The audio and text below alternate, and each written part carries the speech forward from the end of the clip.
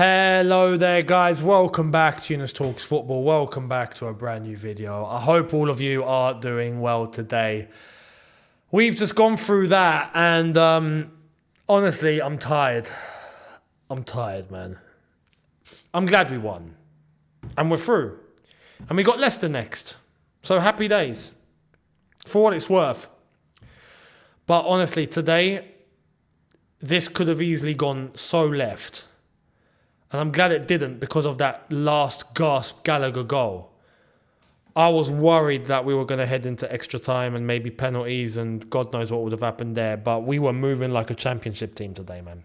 Absolutely moving like a championship team. And again, I'm not surprised. I'm not surprised because, like I said, after that game against Liverpool in the final, for us to be able to so quickly just get over that is not going to happen.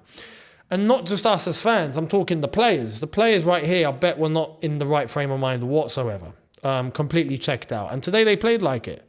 Before we continue, here's a little quick message for our sponsor today. This video is brought to you and sponsored by Surfshark. Who are Surfshark? Well, Surfshark is a VPN. What's a VPN, you're probably going to ask. A VPN is a virtual private network. You connect to Surfshark and you get given all the security and all the perks that I have access to. And I'm here to help you guys get the same thing, to solve your problems that you're facing online. So, for me, I need absolute top quality online security, especially with what I do and me being on here. I need to make sure that all of my files, all of my data, all of my messages, all of my photos and videos are protected without any worry whatsoever. And Surfshark provides exactly that. Top of the range protection with all of your files and all of your data, and your online security is at its absolute peak. So there's that. And two, we are here because we watch football. Am I correct? You want to watch football. Have you ever come up with the issue of you're on a platform, you know you want to watch the game, you want to get access to certain matches, and then you find out you're in the wrong location. You can't access it. Well, Surfshark are here to solve that problem for you with a simple click of a button to change your location to one of the available worldwide locations that are on Surfshark.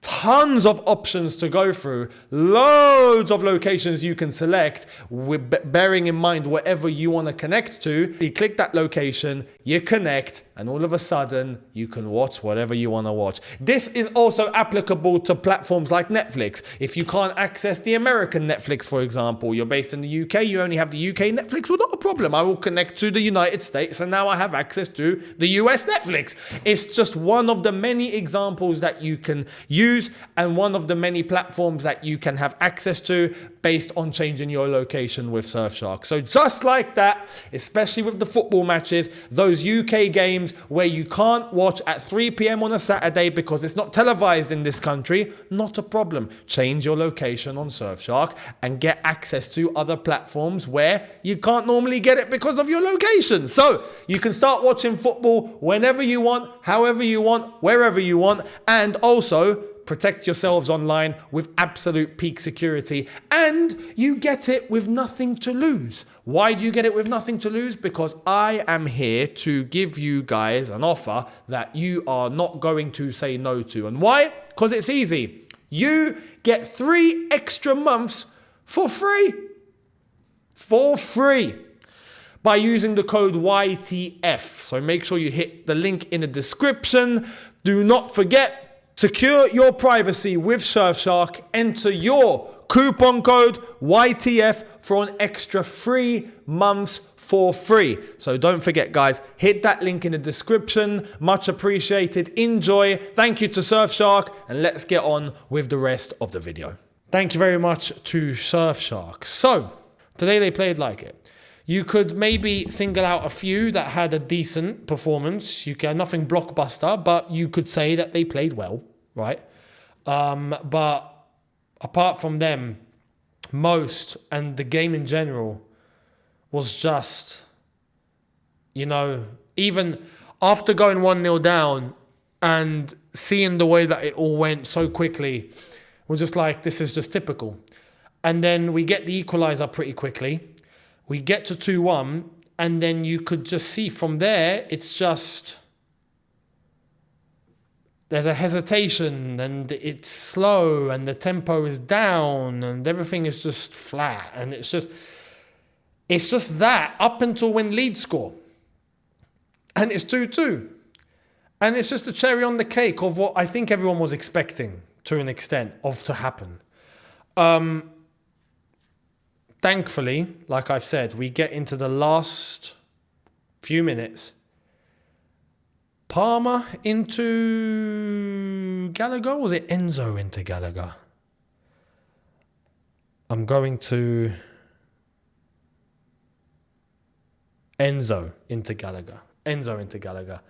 And a nice turn and a very quick finish. Very quick. Turns, hits it. And it's too fast for the keeper to react. And it's in. And it's 3-2. And at that point, Chelsea are going through. If I'm going to put all of the circumstances to one side and just mention that in a very isolated way, right? Chelsea beating Leeds in the FA Cup to get to the next round. Happy days. Right? Brilliant. just to get that out of the way. Because from a fan perspective, there's a value to that. There's a value to Chelsea beating Leeds at the Bridge with a last gasp goal to knock them out and us go through. Just that in isolation, great, right? But we can't ignore the game and what we saw with our eyes. It's just overall, like I said, we were moving like a championship team. And I'd say bar maybe a couple of players where I can say, nah, fair play, decent game. For those players, I will call upon,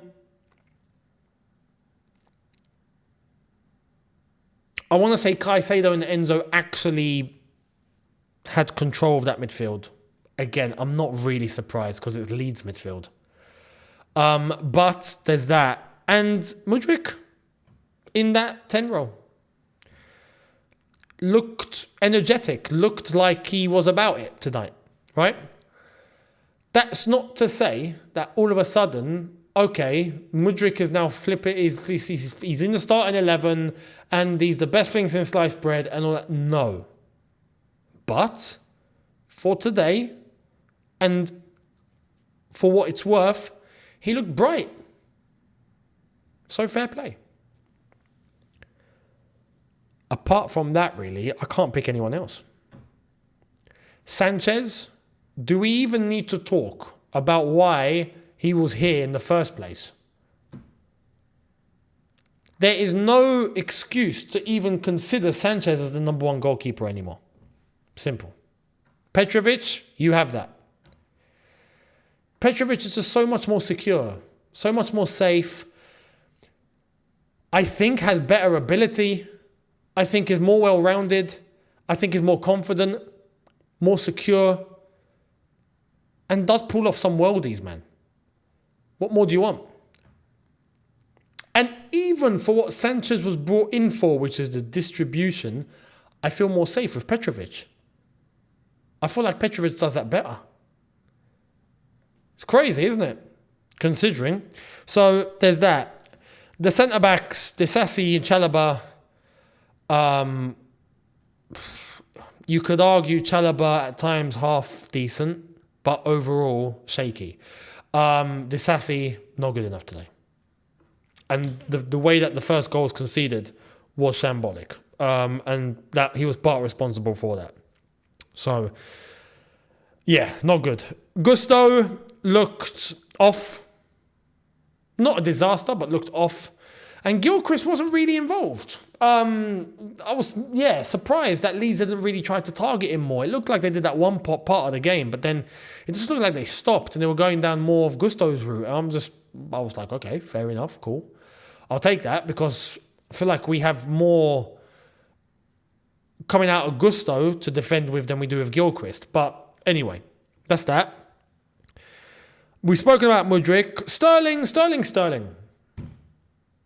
I don't even need to describe Sterling anymore. You just say Sterling and you know what you're getting. You know, sometimes you don't know what you're getting. Maybe that's the problem with Sterling. Maybe you think you're going to get something, you get the opposite. But Sterling is Sterling. You're going to see Sterling have moments where he looks like he's about to cause all the danger in the world. And then he has moments where he's given the ball recklessly to the opposition. And then he has moments where he trips over himself. And then he has moments where he looks like he's about to score a worldie. Sterling. So that's that. Same tonight. No different. Noni Madueke, for me, not good enough today. Some people are going to say he's involved and all that. I'm sorry. But he basically fluffed nearly everything that he had come his way. So there's that. Nicholas Jackson scored the first goal, right?